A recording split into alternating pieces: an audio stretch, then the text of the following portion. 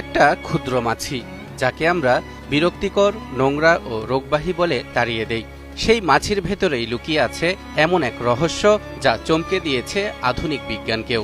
আজ থেকে 1400 বছর আগে মহানবী হজরত মুহাম্মদ সাল্লাল্লাহু আলাইহি ওয়াসাল্লাম বলেছিলেন, যদি কোনো মাছি তোমাদের পানীয়ের মধ্যে পড়ে তবে সেটিকে সম্পূর্ণভাবে ডুবিয়ে দেবে, তারপর বের করে ফেলবে, কারণ এর এক ডানায় আছে রোগ আর অন্য ডানায় আছে তার প্রতিকার।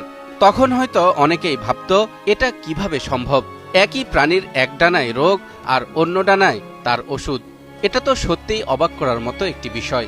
শুধু তাই নয়, শত শত বছর ধরে বহু নাস্তিক ও সংশয়বাদীরা নবীজির এই হাদিস নিয়ে অনেক ঠাট্টা মশকরা করেছেন। তারা বলেছেন, রাসূলের এই হাদিস অহেতুক, হাস্যকর এবং অবৈজ্ঞানিক। কিন্তু আজকের আধুনিক বিজ্ঞান বলছে, রাসূলুল্লাহ সাল্লাল্লাহু আলাইহি ওয়াসাল্লামের সেই কথার প্রতিটি শব্দ সত্য। খাবারের পাত্রে কিংবা পানীয়তে মাছি পড়লে কি করতে হবে, রাসূল সাল্লাল্লাহু আলাইহি ওয়াসাল্লামের এ সংক্রান্ত বিভিন্ন নির্দেশনা রয়েছে।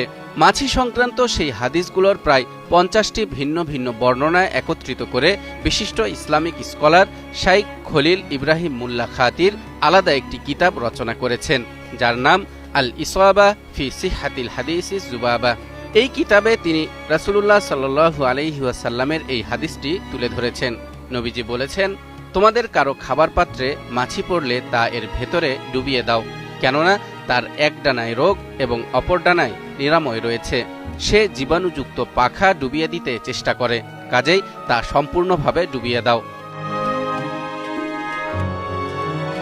প্রথম থেকেই অবিশ্বাসীরা প্রশ্ন করতে শুরু করে, জীবাণু বহনকারী একটি প্রাণীর মধ্যে একই সাথে কিভাবে রোগ ও তার প্রতিষেধক থাকতে পারে, আর মাছি কিভাবে জানবে তার কোন ডানায় কি আছে, অর্থাৎ সে কি করে বুঝবে তার কোন ডানায় রোগ জীবাণু আছে আর সে সেটা ডুবিয়ে দিবে। আধুনিক বিজ্ঞানের বহু আগে বিখ্যাত মুসলিম স্কলার আল্লামা ইবনে কুতাইবা রহমতুল্লাহ আলাই তাদের এসব প্রশ্নের উত্তর দিয়েছেন এভাবে।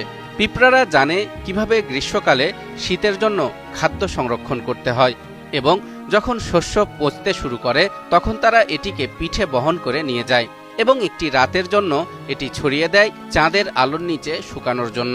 ঠিক তেমনিভাবে যখন কোনো কচ্ছপ সাপ খেয়ে ফেলে, সে তখন সাপের বিষের ঔষধ হিসেবে পাহাড়ি লতাপাতাও খেতে জানে।